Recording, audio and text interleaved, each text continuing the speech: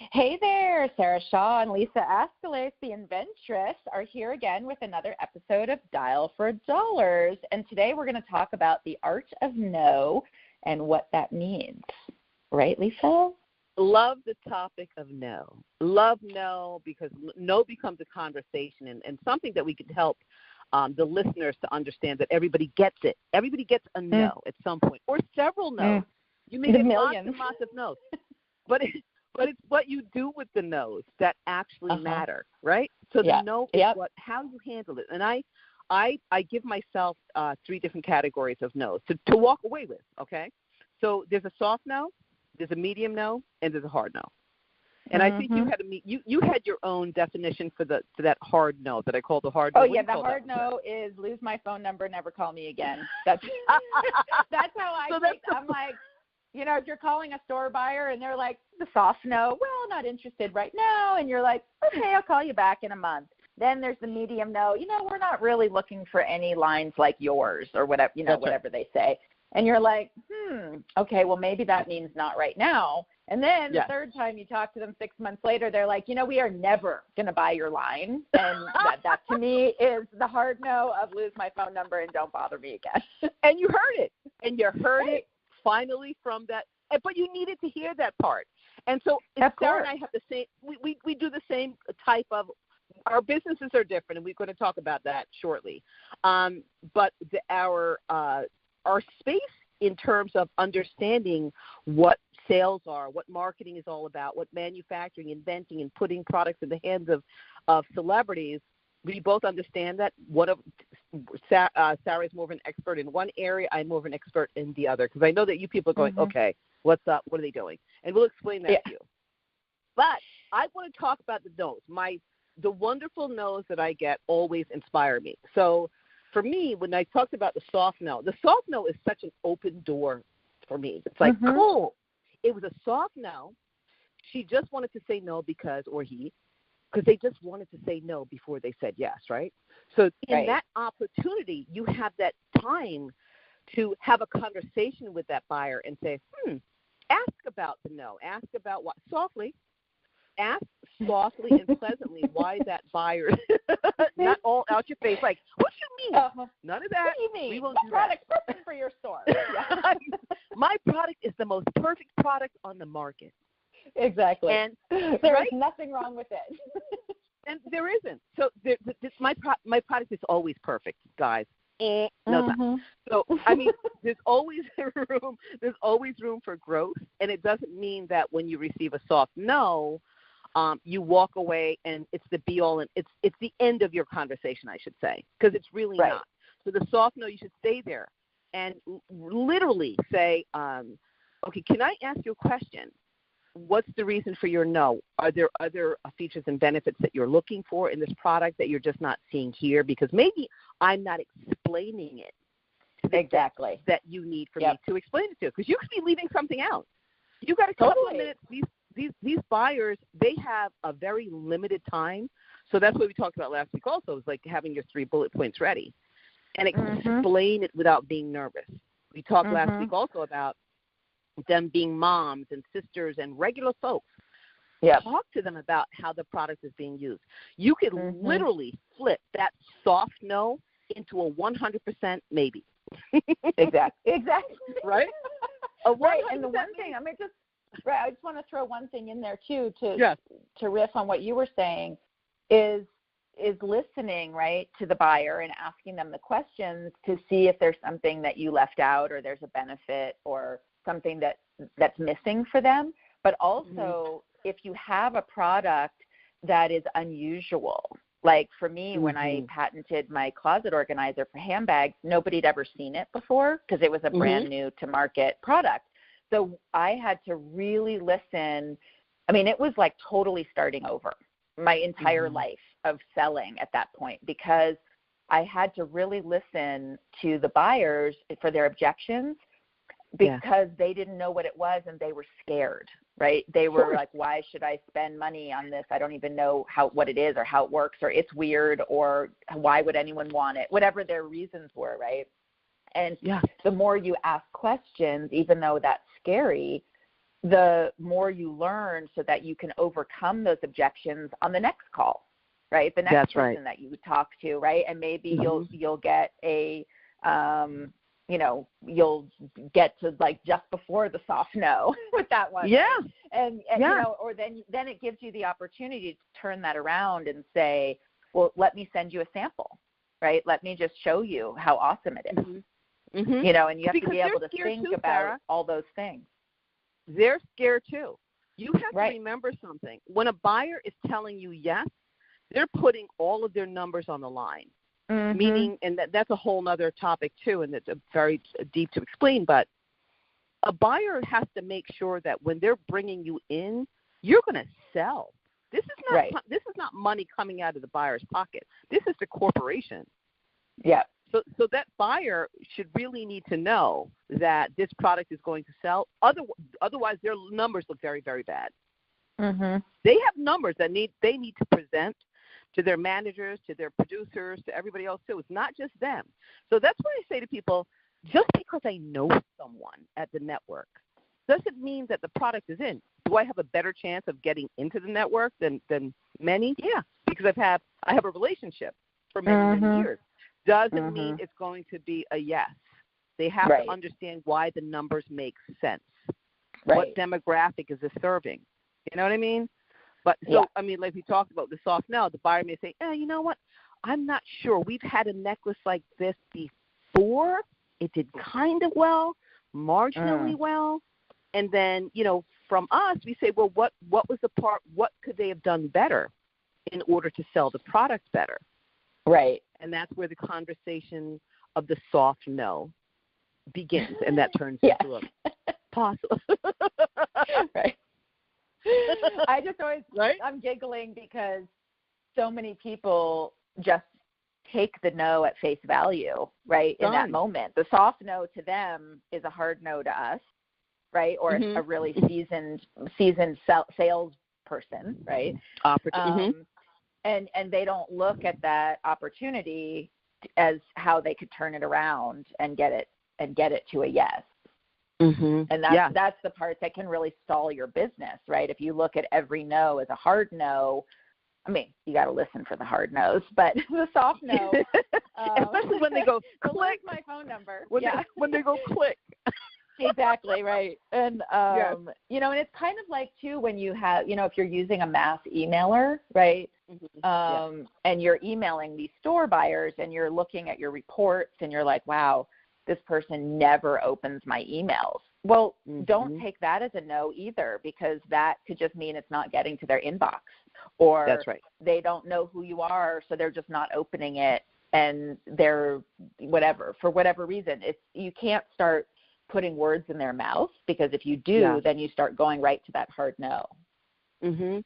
Yeah, and some people get really down about it. I have to tell you, I had a week of many of my clients being very down in the dumps because of no's this week, which is it's I don't know whether it's planetary. I don't know what's going on, but I had consultations and conversations with many of my clients to find out what their pitch was, what the product were specifically, and they had to let them know that this is not the end of the world. And yes, we all have moments where we hide under the covers. We don't want to be seen for a day or so. I think give yourself 30 seconds of a pity party and keep on getting up, because you're losing sales.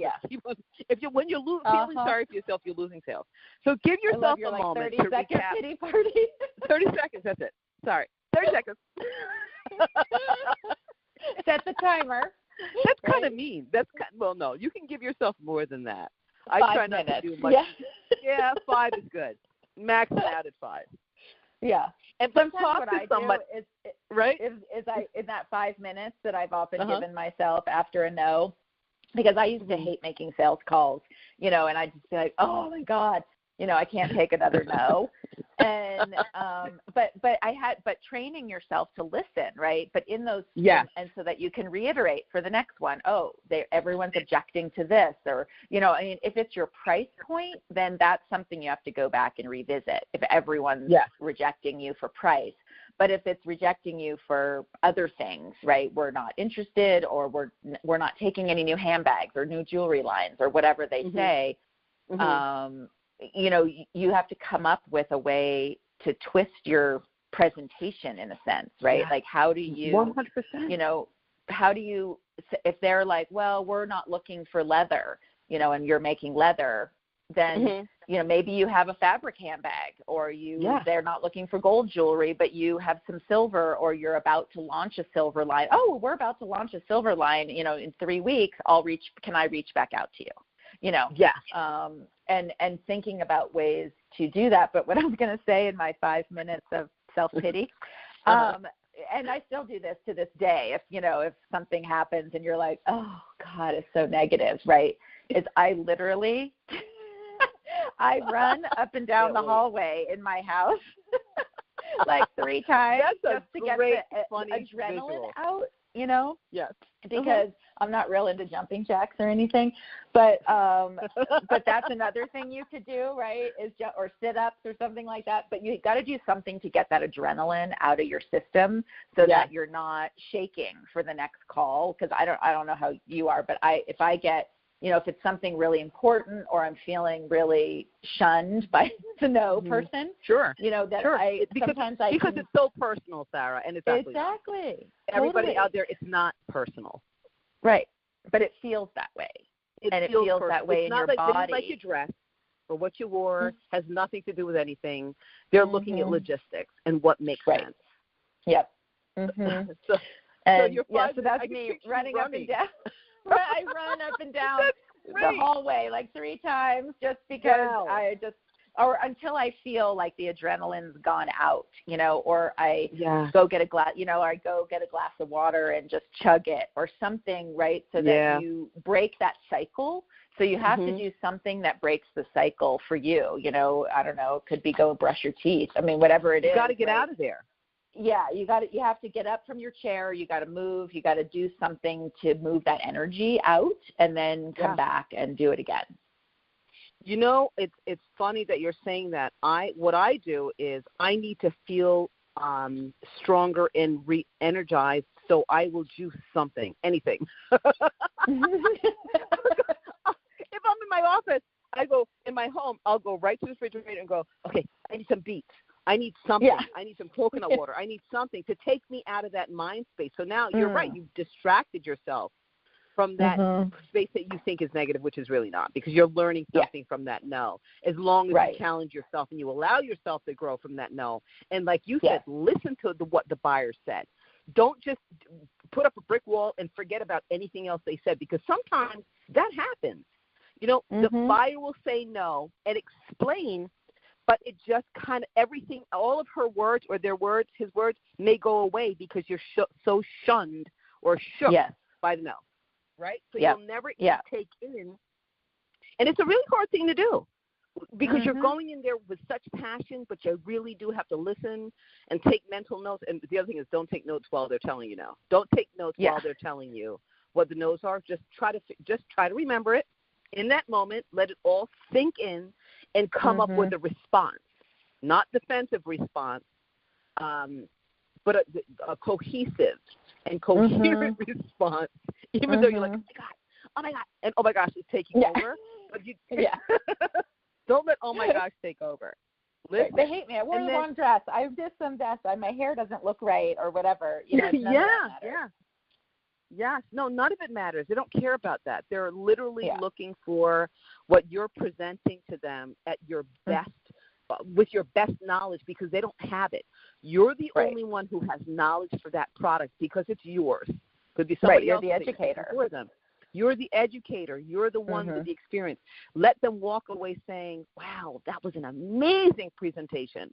I can't believe how much information. I never would have thought about using this for this product or this thing. It could be used for this. Give them that information because they don't know it. No buyer is ever going to assume how your product should be sold. Right. You know what I mean? Totally. You know that. Oh, yeah. you see, I mean, well, yeah, I'm talking to you, Sarah Shaw, like you and everybody else out there. So, Well, and the other thing, too, is you want to think about, like, what I was saying before, like with my handbag hanger, when I launched that and nobody knew what it was, I sent out so many samples to people because they needed to see it, right? And even have a discussion with me because they've never seen anything like it. So you have to think about how you can kind of get under their skin, right? How do you endear yourself to them because you are the educator and you are, if you're just selling another pair of jeans, that's a different story because why are your jeans better than the 400 other brands that are out there, right? Does the pocket make your butt look better? Is the zipper better? Does it, I don't know, does it make your legs look skinny or something, right? Sure. And those are the features, right? But then it's, at that point, you have to think about how do you share that in a way, right? So that each one of the buyers understands it. Exactly. And it's like, are you servicing a certain demographic, things like that. Like with my handbag hanger, what we ended up doing, which is really interesting, is we made a one sheet that just showed 10 ways to use it because I think we were selling it as a handbag organizer, but it really could be used for lots of other ways. And so we needed to give the salespeople ways to sell it, right? Because you want the people in the store to be empowered to sell your product as well. So if the buyers can see that you're providing a method for the people to sell it, and showing them how it can be sold, it gives them, I think it sort of eases the fear a little bit, right? Because what you're saying, buyers are can be afraid, right? They want to make sure you can deliver, that you're not going out of business next week, right? That if they place an order, that you're actually going to fulfill it, right? So that their shelves aren't empty, all those things that go in that are their own fears, right? That have nothing to do with you as the salesperson, right? And the vendor, those are all just genuine buyer fears.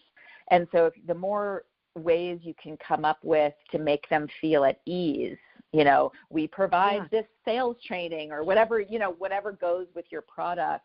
You want to get them excited, Sarah. So exactly. The buyers need to be as excited as you are. So that's the other thing. When you sell a product, you really need to be excited. Don't go in with just a ho-hum attitude. You got to go in excited and driven because you motivate them. You're bringing your energy to the buyers. You really are. They feel what you are exuding, what you're delivering. So that's super important for them. They see you come in and they're like, whoa, oh, all right. She's excited. Yeah, and they feel it. Believe me, that same energy gets delivered to them. If you take a look at even Shark Tank, when you watch the show, and you see and I pay attention to this all the time, you see the people walk in, during the doo-doo song. They're walking down the hallway, all nervous. You can take a look at the faces of all of these sharks, from Dave and John to everybody. You take a look at their faces, and sometimes they're like have no expression, right? And they're very their faces are driven by how you walk down that hallway. And by the energy you bring to that room. And I feel the same way when people come to me for consultations about how to get their products manufactured or how I can put them on TV for them. I'm feeling their energy 100%. I'm going, how passionate are they about this product? Because I always say, I cannot have more passion than you have for your product. It doesn't work. It shouldn't be. Right. So everything. Totally. And the explanation, like you're saying, you got to explain what your product is in more ways than one. You don't want to go over the top and say, that it's a bra and it could, not only go around your breast, but it could also strap around the car. You don't want to get crazy like that. But just talk about it does this, that visual. And it does this. I know. I don't even know how I came up with that. I have no idea at all. No clue. I don't know. Maybe it was the headlights. I don't know. But you want to be able to make sure you break it down for the buyers that they understand. And there's more than one buyer in the room. Explain to all of you're going to excite every single one of them and just do your bullet points and figure out how you can you could touch their funny bone. What turns each and every one of them on with your product. Totally. That's where you get the final yes. You need to get a yes. And if you don't, don't be devastated. Yeah. Let's talk about how long it could take to get a yes. Okay, sure. I mean, I've had literally So we all know, right, that if you're doing email marketing to stores, or you guys should know this, that it can take up to 7 times of emailing somebody or calling them, 7 points of contact with someone. And whether, I don't care if it's an online shopper, right, who keeps saying no to your emails and then finally maybe on the 10th time, right, buys something, or if it's a store buyer, it usually takes up to, 7 times.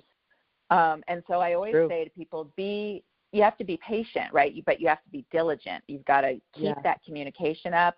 You've got to keep, keep after them. You can't just, well, I called the buyer and they never got back to me. Well, how many other people do you think are getting in touch with them, right? How many emails a day do you think they have, right? Just like the media, right? When you're trying to contact the media, you can't just email an editor one time and then be like, well, I guess they didn't like it, because, again, it goes back to that 7 points of contact before they could even acknowledge that you exist eventually. Yeah, absolutely.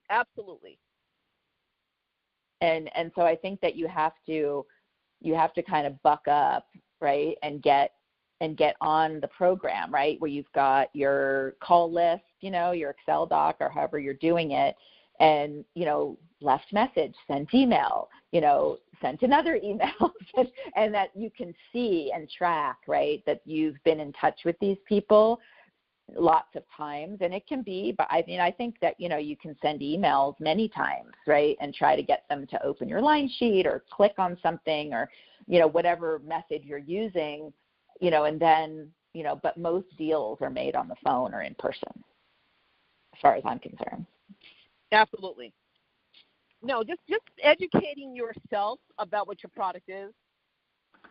They call it PK. You'll have all of these different acronyms. Just educate yourself on, product knowledge as much as you can. And don't be afraid when you're walking into a buyer meeting, because they're the same as you are. They're exactly the same as you are. They're women, they're men, they're moms, they're dads, they're people. And they want you to go in loose, and they want you to get the sales because they want to be successful. Like, these buyers literally want your product to succeed, because if we're talking about QVC or HSN or any of those top shopping networks, Evine Live, they have products on 24 hours a day, as does retail stores. As what you do, Sarah, people who are in boutiques, products, right? Boutiques. Having products in their hands when they're in movies, like you do. Right. You're so fancy, Sarah. Yeah, I'm not fancy. But no, it's all about that, and that's. I mean, it's really, talk to us. It's the real deal. You don't have to be afraid. You just have to have knowledge. And we love that you guys are coming back, and it's a new show for us together. But we love that you keep on coming back, and we're reading all of your comments on social media, which is pretty cool. Yeah, totally. Right? It's great. I love to connect with people. Yes, please. And you can, give them your contact information, Sarah. People have been bugging me too, not bugging in a very positive way. How do I get in touch with Sarah? Yeah. How do I? Just email me, sarah@sarahshawconsulting.com. It's easy. And me too, Lisa Ascolese. Lisa Ascolese, I'm the Inventress, as you know. Email me, info@inventingatoz.com. My website is inventingatoz.com. So love to keep on talking about this. We could be doing this for hours, Sarah. But I know. Emails to answer. We got some emails to answer, and I want to make one more quick thing. Yes. A comment is that if you guys have questions about the show, you should just leave the comments leave your questions in social media, and we can answer your questions there, and then everybody can learn from your questions and our answers. Absolutely. And, so if you recently got a no and you want to know how to turn that into a yes, just ask us and tell us. Get in touch with us. Help you. Yeah. Yes, and we love it every single moment. As you can hear, we're inspired, determined to help you guys succeed. Exactly. We love you. Well, you guys continue to listen. And keep dialing for dollars, and we'll see you next week. Yay, yay. Until next time, peace.